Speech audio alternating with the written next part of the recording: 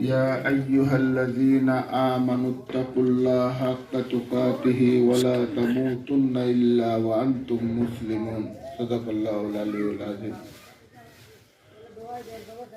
حضران মজলিস, হযরত উলামায়ে কেরাম, পর্দার আড়ালে আমাদের সম্মানিত মা ও বোনেরা,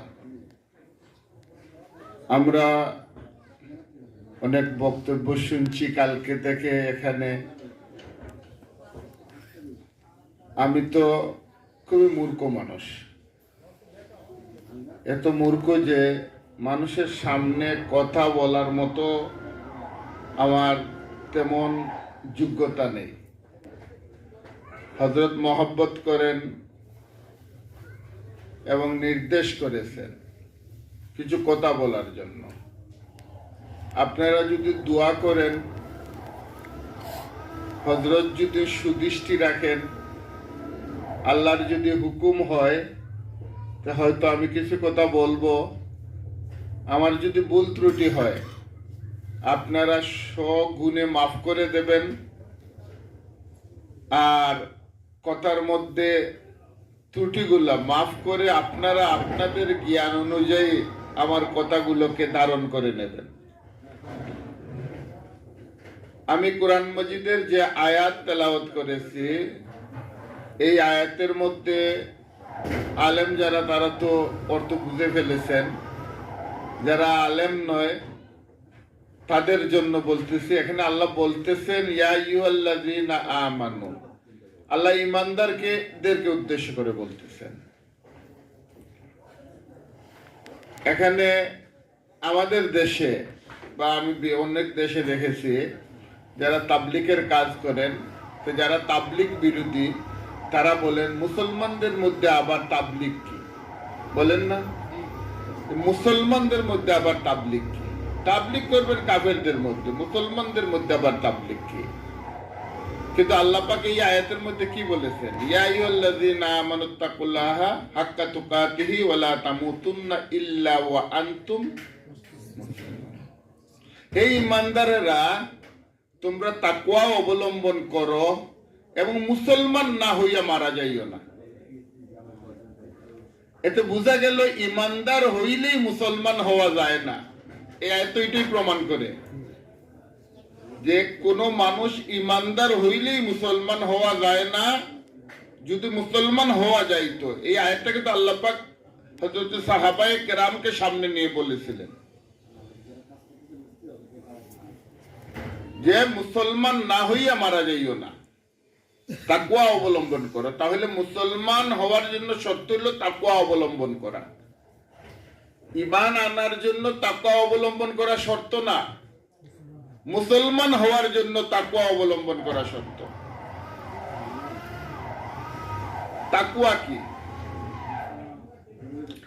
তাকওয়ার সহজ অর্থ হইল গিয়া যাহার হারাম তাহা পরিত্যাগ করা। একবারে সহজভাবে বললে, যেসব জিনিস হারাম ওইসব জিনিসকে বাদ দেওয়ার নাম হচ্ছে তাকওয়া। আমরা যদি সহজভাবে চিহ্নিত করে ফেলি যে কোন কোন জিনিস আল্লাহ পাক হারাম ঘোষণা করে দিয়েছেন, আর ওই জিনিসটার যদি নোট করে ফেলতে পারি, তাহলে বাকি সবকিছু তো হালাল। ইসলাম খুবই সহজ জিনিস। অনেকে মনে করেন ইসলামী হুকুমত হলে আমরা চলতে পারবো না, কারণ অনেক কঠিন হয়, বা অনেকে মনে করেন ইসলাম বিশাল একটা কঠিন সাবজেক্ট।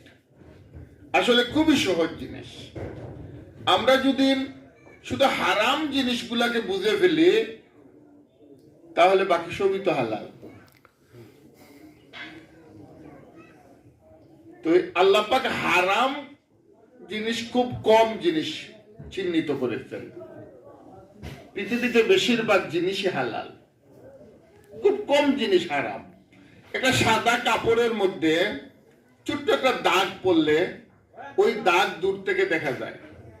আমি মাঝে মধ্যে পরীক্ষা করি, সাদা কাগজের মধ্যে ছোট্ট কালো দাগ দিয়ে বাচ্চাদেরকে প্রশ্ন করি এখানে কি দেখা যায়। সবাই বলেন এখানে তো কালো দাগ দেখা যায়। কইলাম কেন তুমি কালো দাগ দেখলা কেন? আস্তা পেপারটাই তো সাদা, সারা পেপারটাই তো সাদা, তুমি সাদাটা দেখলে না কেন?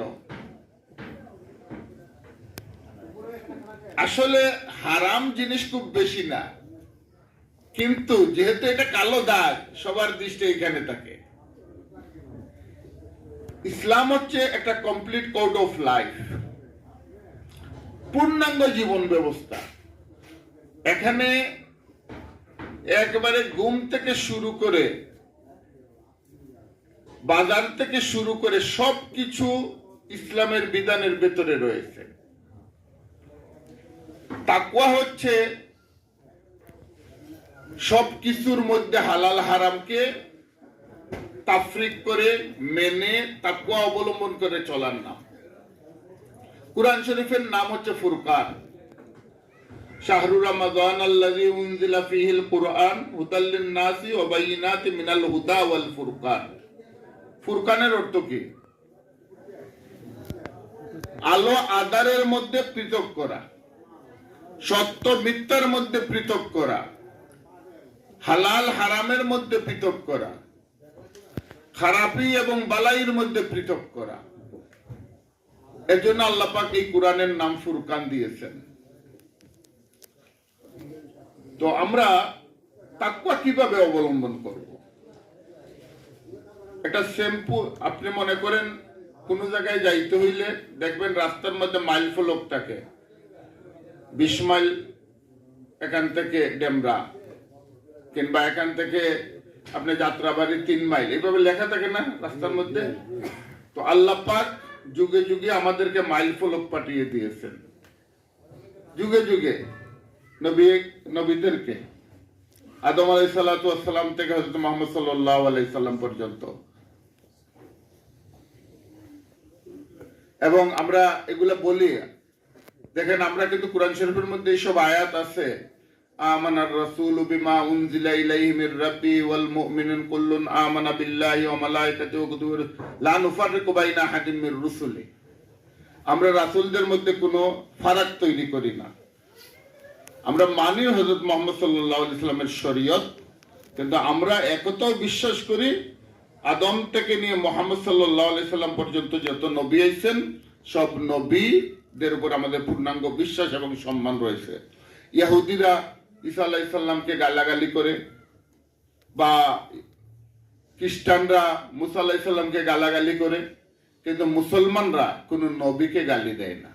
যদি নবীকে গালি দেয় কেউ বা নবীদের সমালোচনা করে, নবীদেরকে পাপী মনে করে বা নবীরা পাপ করতে পারেন মনে করে, তাহলে তাকে আহলে সুন্নাত আল জামাত মনে করেন না যে ইসলামের অন্তর্ভুক্ত রয়েছে, বা সে গুমরা হয়ে গেছে মনে করেন।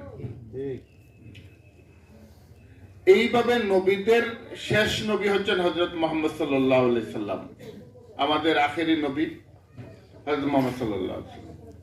হযরত মুহাম্মদ সাল্লাল্লাহু আলাইহি সাল্লাম এসে ছিলেন যে সময়, এই সময় খুবই জাহিল সময় ছিল, খুবই অন্ধকার যুগ ছিল।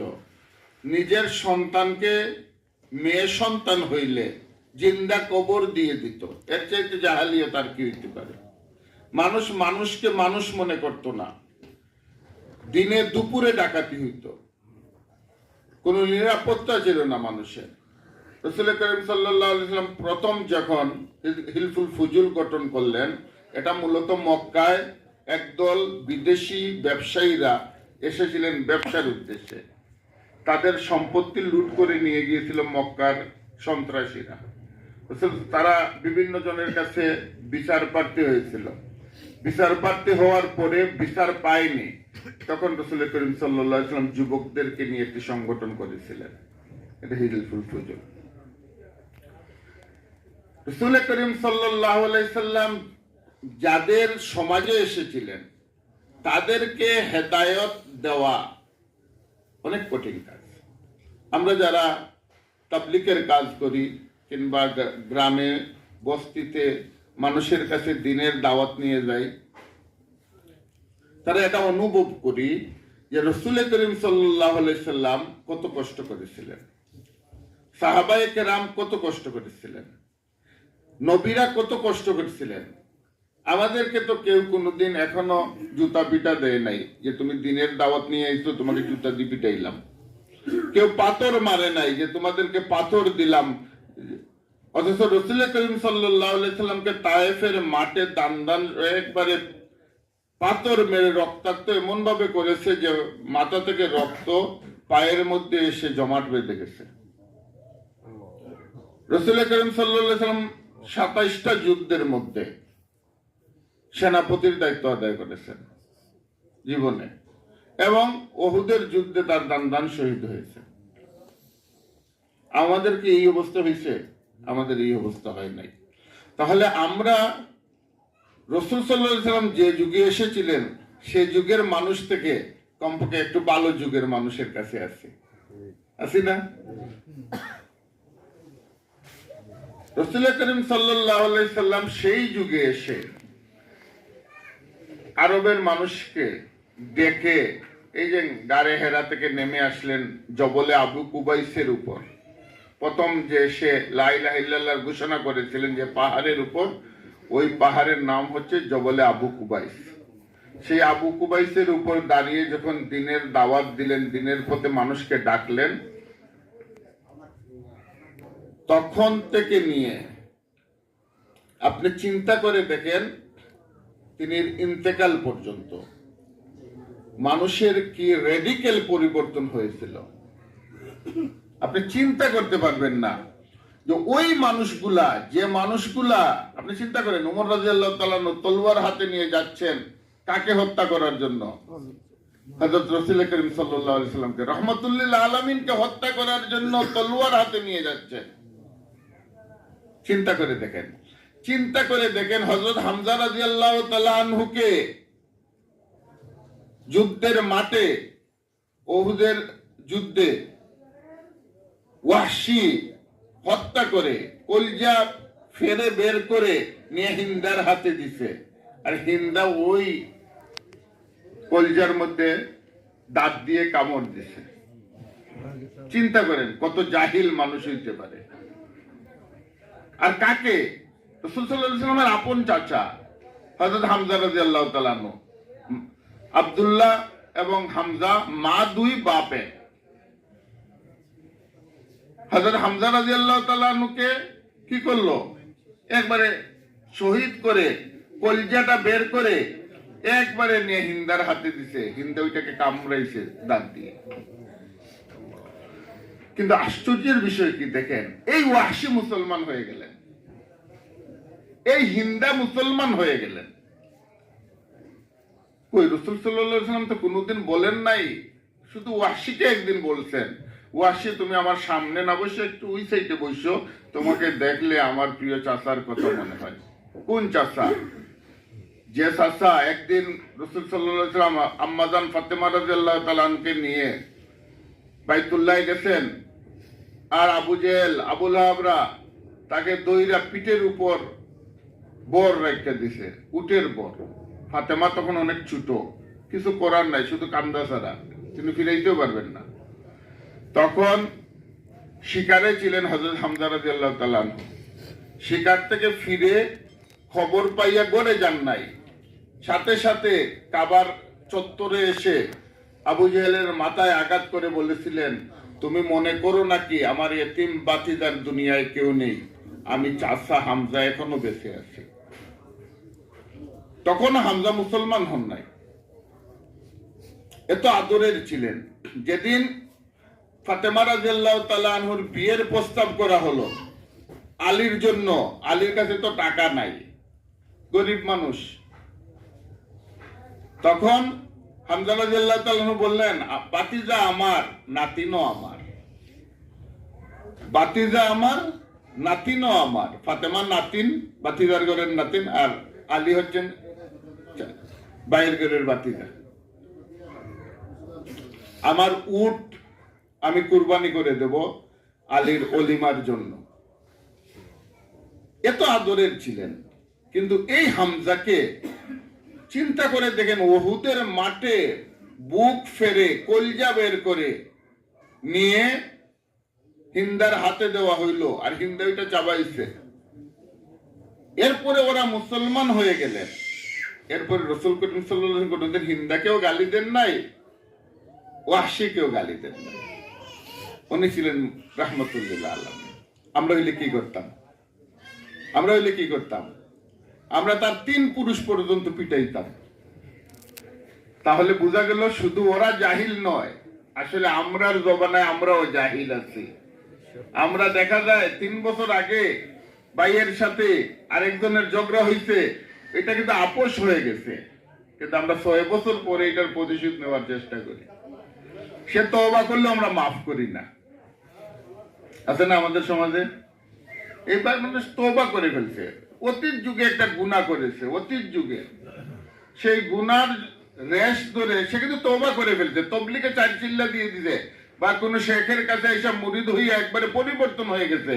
কিন্তু যখন ঝগড়া লাগে আমরা পিছনের ইতিহাসটাই না তাকে আঘাত করি। তো আমি বলতেছিলাম যেটা, যে তাকওয়া আমাদেরকে শিখতে হবে কোথায় থেকে? মাইল ফলক থেকে। তা আমাদের মাইল ফলক কোনটা? 2টা, কুরআন এবং সুন্নাহ। আমাদের মাইল ফলক কুরআন এবং সুন্নাহ। এখন কুরআন সুন্নাহ থেকে আমরা শিখব, কিন্তু অনেকের পক্ষেই বা বেশিরভাগের পক্ষে সরাসরি শিখা সম্ভব না। কালকে এখানে ওমর মুফতি সাহেব অত্যন্ত গুরুত্বপূর্ণ বক্তব্য দিয়েছেন। আমরা যারা বুঝেছি তারা তো বুঝেছি, যারা বুঝেন নাই তারাও বোঝা দরকার।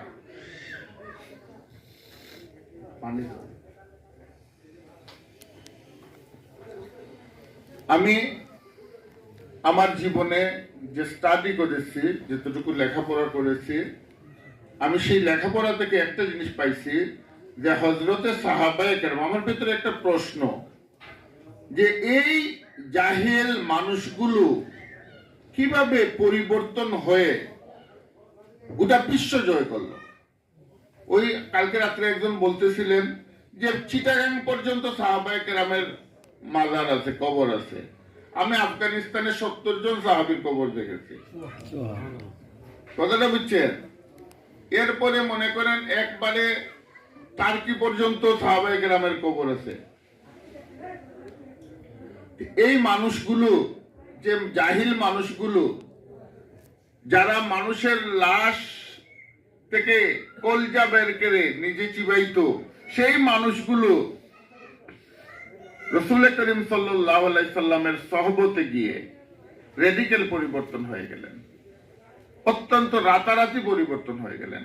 ওমর রাদিয়াল্লাহু তাআলা আনহু যেদিন বাইতুল্লাহর দিকে যাচ্ছিলেন, এই জেরুজালেমের দিকে, তখন উট চালানের, আপনারা অনেকেই ঘটনা জানেন, যে কখনো তার বৃত্ত উটের উপর উঠেছে, কখনো তিনি উঠেছেন, এভাবে করে তিনি জেরুজালেমে গিয়েছেন। পথের মধ্যে তিনি তার বৃত্তকে বলতেছেন, যে আমি একটা মাঠের মধ্যে বলতেছেন, যে এই মাঠে আমি বকরি রাখালি করতাম, এই মাঠে আমি বকরি রাখালি করতাম। আমি বকরি রাখালি পারতাম না, কারণ আমি তো শুধু কুস্তি খেলতাম, মারামারি করতাম, দৌড়াদৌড়ি করতাম। তো বাড়িতে ফিরে গেলে আমার বাবা আমাকে পিটাইতেন। খাত্তাব খুব রাগী মানুষ ছিলেন, পিটাইতেন। তো পিটানির পরে আমার ফুফু আমার পিঠের হাতাইয়া দিতেন আর বলতেন, আহারে, যে ছেলে বকরি রাখালি করতে পারে না সে সংসার কেমনে চালাইব। আমাদের ফুফুরা এইভাবে বলে, প্রায় সময় আমাদেরকেও বলতেন ছোটবেলা, ফুফুরা এইভাবে বাতিদাদেরকে বলেন, যে ছেলে এটা বকরি রাখতে পারে না সে সংসার চালাইব কিভাবে। তো ওমর রাদিয়াল্লাহু তাআলা বলতেছেন, যে আজকে রাসূল করিম সাল্লাল্লাহু আলাইহি সাল্লামের সহবতে যাওয়ার কারণে আমি ওমর অর্ধ জাহানের খলিফা, অর্ধ জাহানের খলিফা। কাপড় দেখেন, আগের জমানায়, এখন তার টয়লেট পেপার বেরিয়ে গেছে, আগের জমানায় মানুষে দর্জির ঘর থেকে কাপড় এনে টয়লেট পেপারের মতো ব্যবহার করতেন। কিন্তু একই কাপড়ের একটা অংশ দিয়ে মানুষ কুরআনের বস্তনি বানাইছে, আরেকটা অংশ দিয়ে দেখা গেছে মসজিদের বক্সে চলে গেছে। এটা হয় না এইভাবে? তো দেখেন, যেটা কোরআন শরীফের বস্তনি হইছে সেটাকে কি অন্যদিন কেউ পাউ দিয়ে উষ্টাইছে?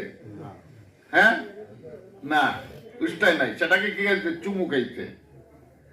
আর যেটা মসজিদের বক্সে গেছে প্রস্রাব কইরা মানুষ কুলুপ নেওয়ার জন্য, সেটাকে কেউ আর পকেটে নিয়ে করে আসে নাই। এটা হচ্ছে সহবতের বিনিময়। সহবত, কোরআনের সহবতে একটা অংশ কি হয়েছে? আমাদের কাছে সম্মানিত হয়ে গেছে। সহবত একটা গুরুত্বপূর্ণ বিষয়। সাহাবায়ে কেরাম রাসূল করিম সাল্লাল্লাহু আলাইহি সাল্লামের সহবতে প্রায়, আমি অঙ্ক একটা হিসাব করে দেখলাম যে কোন কোন গুণ অর্জন করেছিলেন। আমি এটা একটু সংক্ষেপে আপনাদের সামনে বলতে চাই যে সাহাবায়ে কেরামের মধ্যে কি কি গুণ ছিল। এখন আমি যে আমার মুর্শিদের কাছে আসলাম, আমি কি কি গুণ নিয়ে যাব, ওইটা বুঝলে এইটাকে আমরা সহজে নিতে পারবো।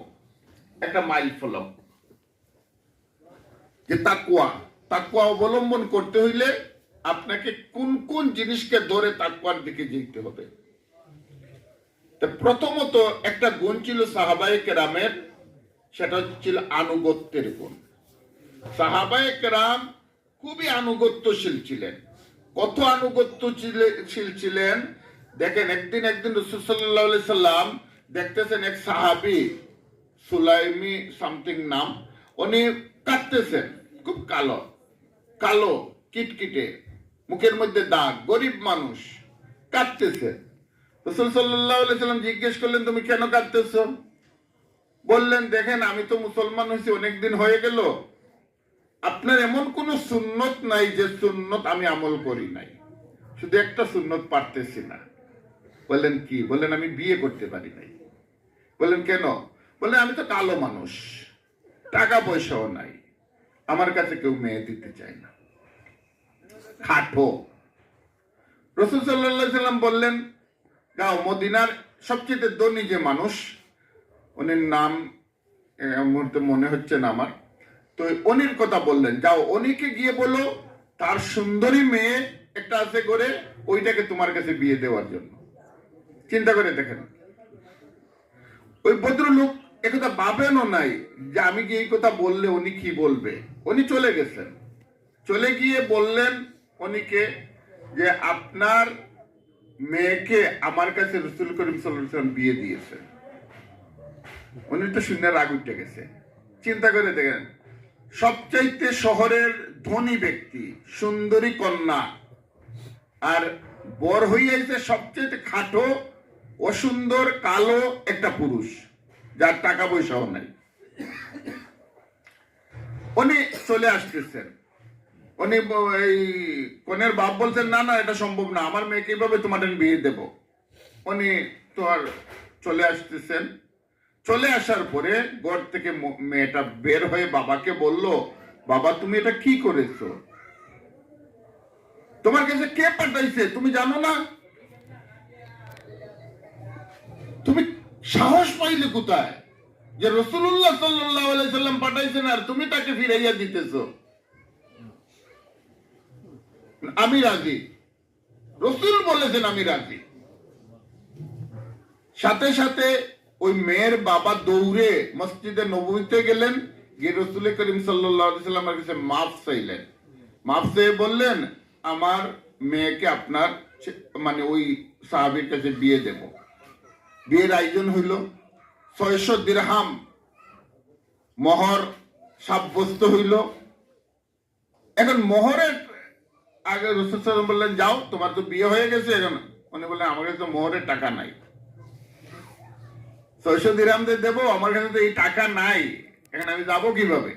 আমাদের দেশে বর্তমান প্রচলিত নিয়মে হইলে তো বলতো যে বাকি থাকো, তো মোহর 10 লাখ টাকা দিয়ে বাকিতে রেখে দেয়। কথাটা বুঝছেন তো? কিন্তু সাহাবায়ে কেরামের তো এটা আমল ছিল না, ইসলাম এটা বৈধ না। আমল ছিল না কি ইসলাম এটা বৈধ না। মোহর আপনি সহবাসের আগেই দেবেন, এটাই শরীয়তের বিধান। তো উনি বললেন, আমার কাছে তো টাকা নেই, আমি কি করব? তখন বন্ধু বান্ধব যারা ছিলেন সাহাবায়ে কেরামের মধ্যে, তারা সবাই চাঁদা দিলেন। চাঁদা একটু বেশি হয়ে গেল টাকা, 600 দিরহাম থেকে বেশি হয়ে গেল। বললেন বাকিগুলা তুমি তোমার নতুন বউয়ের জন্য কিছু বাজারাত করে নিয়ে যাইও। ওই সাহাবী যখন বাজারে গেছেন পরিবারের জন্য কিছু খরিদ করবেন, দোকানে পা রাখছেন, দোকানের মধ্যে পা রাখছেন, তখন একজন ডাক দিতে হাইয়া আলাল জিহাদ। রাসূল করিম সাল্লাল্লাহু আলাইহি ওয়াসাল্লামের পক্ষ থেকে জিহাদের ডাক দেওয়া হয়েছে। ওই সাহাবী আর বিয়ের সামান কিনেন নাই, কন্যার জন্য কিছু কিনেন নাই, তিনি কি করছেন যুদ্ধের সামানা কিনে সারা টাকা দিয়ে চলে আইছেন। আয়শা বউকে বলতেছেন দরজার বাইর থেকে যে আমি তো জিহাদে চলে যাচ্ছি, রাসূলুল্লাহ ডাক দিয়েছেন। বউ বললেন তুমি যে আমাকে বিয়ে করলা, একটু ঘরের ভিতরে আসো, তোমাকে আমি দেখি। উনি বললেন না না না, তুমি তো সুন্দরী মহিলা, ঘরের ভিতরে ঢুকলে যদি রাসূল থেকে তোমার জন্য বেশি মহব্বত হয়ে যায়, যদি আমি আটকে যাই, যদি একটু মন চায় যে যাব না, তাহলে তো আমার ঈমান পাক্কা হবে না, আমাকে চলে যেতে হবে। উনি বললেন তোমাকে দেখিয়ে রাখি, কমপক্ষে কিয়ামতের দিন যদি দেখা হয়। বললেন না দরকার নাই, দেখা হবে, কিয়ামতে দেখা হইলে এমনি চিনা হইব। উনি চলে গেলেন জিহাদের মাঠে। সেই জিহাদে রাসূলুল্লাহ সাল্লাল্লাহু আলাইহি ওয়াসাল্লাম নিজে সেনাপতি ছিলেন। ওই ভদ্রলোক শহীদ হয়ে গেলেন, সুলাইমি শহীদ হয়ে গেলেন। রাসূল করিম সাল্লাল্লাহু আলাইহি ওয়াসাল্লাম যখন দেখলেন তার লাশ পড়ে আছে, তখন রাসূল সাল্লাল্লাহু আলাইহি ওয়াসাল্লাম সামনে অগ্রসর হইলেন আর আকাশের দিকে চাইলেন, চাইয়া রাসূলের চোখে পানি এসে গেল। সাথে সাথে চোখ আকাশ থেকে নিচের দিকে নামাইয়া হাসিয়া দিলেন। ছোট আমাদের মতো তাকে না, ছোট ছোট বাচ্চারা সাথে একবার ছোট সাহাবী জিজ্ঞেস করলেন ইয়া আল্লাহর রাসূল, আপনি কান দিয়া চোখ দিয়ে পানি ফেলে আকাশের দিকে চাইলেন আর হেসে হেসে নিচের দিকে চোখ ফিরিয়ে ফেললেন, কারণটা কি? বলে আমি তো দুঃখী চোখ, যে মানুষটাই মাত্র বিয়ে করে এসে শহীদ হয়ে গেল। আকাশের দিকে চাইয়া দেখি বেহেশতের দরজা খুলে গেছে, হুরপরীরা এগিয়ে আসতেছে এই শহীদকে এগিয়ে নেওয়ার জন্য। তখন আমি লজ্জায় মুখ নিচের দিকে চলে এসেছি। আনুগত্য ছিল এরকম সাহাবায়ে কেরামের।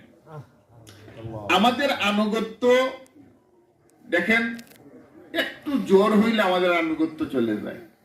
আমার জোর, আমি আসতে পারতেছি না।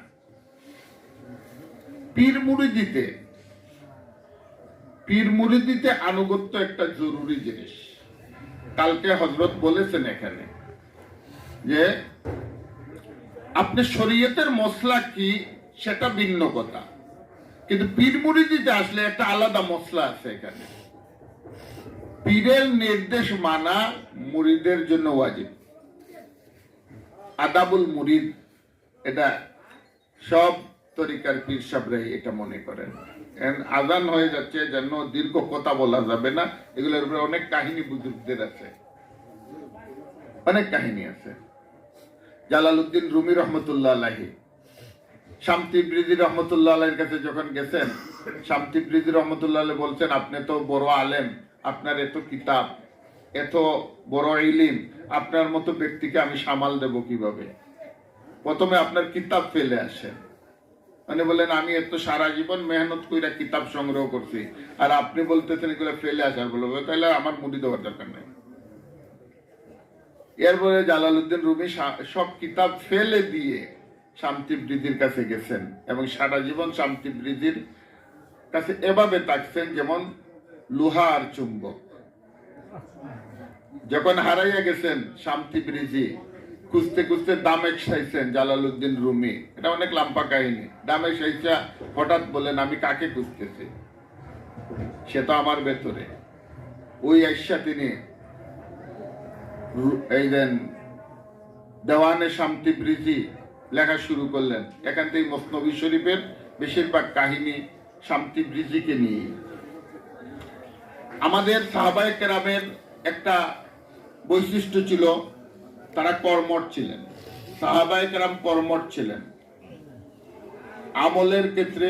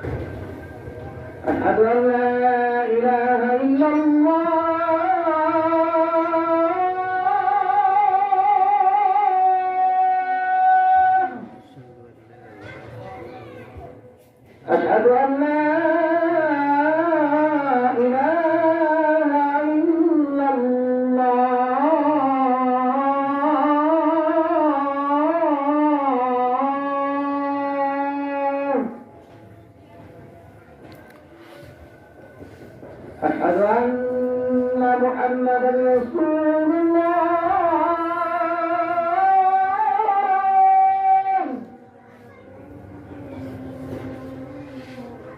أشهد أن محمدا رسول الله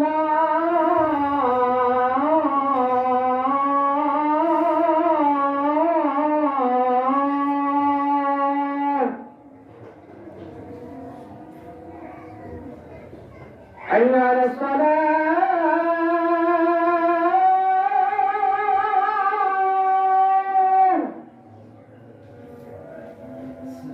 حي على الصلاة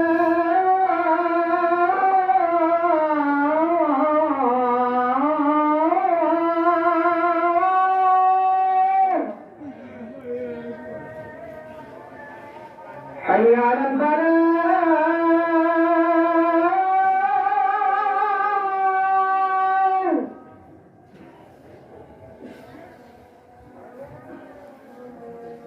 حي على الفلاح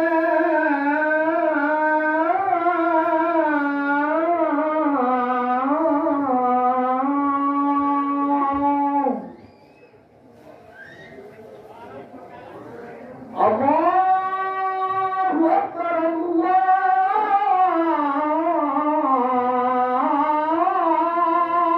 الله أكبر لا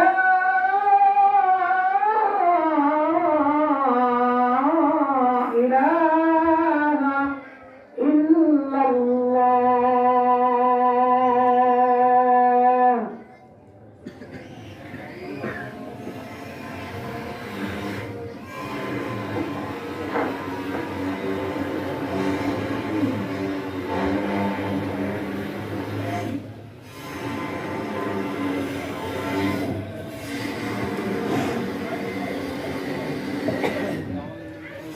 তো যে কথাটি বলতেছিলাম যে আমাদের জিন্দেগানি হতে হবে সাহাবায়ে কেরামের জিন্দেগানির মতো। সাহাবায়ে কেরামের মধ্যে যে গুণগুলো ছিল আমাদের মধ্যে এই গুণগুলো আসতে হবে। রাসূল সাল্লাল্লাহু আলাইহি সাল্লামের মেহনতের কারণে সাহাবায়ে কেরাম যে গুণগুলো অর্জন করেছিলেন ওই গুণগুলো দিয়ে তারা গোটা বিশ্বকে জয় করেছেন। তারা পারিবারিক জীবনে সুখী হয়েছেন, তারা রাষ্ট্রীয় জীবনে সুখী হয়েছেন, আন্তর্জাতিক জীবনে সুখী হয়েছেন, আধ্যাত্মিক জীবনে সুখী হয়েছেন। তো এই গুণগুলোর তো বিশাল কিতাবের মধ্যে পুরা সিয়াসিত্তার মধ্যে বিভিন্ন জায়গায় বিভিন্ন বর্ণনা আছে। তো সংক্ষেপে আমাদের বোঝার জন্য আর এই নোটগুলা যে আমাদের প্রথমে আনুগত্যশীল হতে হবে। আনুগত্যশীল না হলে আমাদের পক্ষে কোনো আমলই করা সম্ভব হবে না। কারণ মুর্শিদ বলে দিলেন, আপনার পীর সাহেব বলে দিলেন, আপনার গুরুজন বলে দিলেন, উস্তাদ বলে দিলেন, কিন্তু আপনি ঘরে গিয়ে তো উনি দেখতেছেন না, আপনি আমল করলেন না। এখানে আসলাম, আমরা কিছু আমল করলাম, কিন্তু ঘরে যাওয়ার পরে ভুলে গেলাম। এখানে এসে আমরা খুবই ভদ্র হয়ে গেলাম, ঘরে গিয়ে আমরা দেখেন পরিবারের উপর আমরা অনেকে জুলুম করেছি। আমরা অনেক আমল ছেড়ে দিয়েছি সাহাবায়ে কেরামের। সাহাবায়ে কেরাম ঘরে যখন যাইতেন তাহলে তাদের পরিবারের ওয়াইফদেরকে কি করতেন? সালাম করতেন, আদবের সাথে কথা বলতেন, নম্র ভাষায় কথা বলতেন। রাসূল করিম সাল্লাল্লাহু আলাইহি ওয়াসাল্লাম একদিন বাইরে থেকে এসে দেখেন আম্মাজান খাদিজা রাদিয়াল্লাহু তাআলা আনহা তরকারি কাটতেছেন। বললেন যে এক কাজ করো, তুমি উনুনের মধ্যে আগুন দাও, আমি তরকারি কেটে দেই। রাসূল নিজে কেটে দিয়েছে। কিন্তু আমাদের সমাজে কি এটা সম্ভব? আমাদের সমাজে অনেক পুরুষ মহিলাদেরকে যদি পাকঘরে গিয়ে রাইন্দা দেয় তাহলে আমাদের বাবারা, দাদারা, চাচারা বলবে ছেলেটা মাউগা হয়ে গেছে, বলবে না? অথচ রাসূল করিম সাল্লাল্লাহু আলাইহি ওয়াসাল্লামের জিন্দেগানি দেখতে হইব আমাদেরকে। হযরত আয়েশা রাদিয়াল্লাহু তাআলা আনহা পানি খাইতেন গ্লাসের মধ্যে, ওই পানির গ্লাসে দাগ পড়ছে, রাসূল করিম সাল্লাল্লাহু আলাইহি ওয়াসাল্লাম ওই দাগের মধ্যে টুট লাগাইয়া পানি খাইছেন। হাড্ডি চুইসা আয়েশা রাদিয়াল্লাহু তাআলা আনহা পালাইছেন, ওই দস্তরখানা থেকে হাড্ডি উঠে রাসূল করিম সাল্লাল্লাহু আলাইহি ওয়াসাল্লাম চুষতেছেন আর বলতেছেন, আয়েশা মুখের হাড্ডি অনেক মজা। রাসূল করিম সাল্লাল্লাহু আলাইহি সাল্লাম হযরত আয়েশা রাদিয়াল্লাহু তাআলা আনহাকে নিয়ে মদিনার বাচ্চাদেরকে ডেকে এনে মদিনার মসজিদের ভিতরে খেলা খেলাইতো আর আয়েশাকে দেখাইতেন। এগুলো ছিল সাহাবায়ে কেরামের আদর্শ। তো আমি আমার বক্তব্য আর না, হযরত এসে গেছেন, উনি বয়ান দেবেন ইনশাআল্লাহ। আমার বাকি পয়েন্টগুলো রইল, মাত্র একটাই বললাম আনুগত্যের কথা, আগামীতে ইনশাআল্লাহ কথা হবে। একটু সময় দিতে পারলে না ভালো আছে।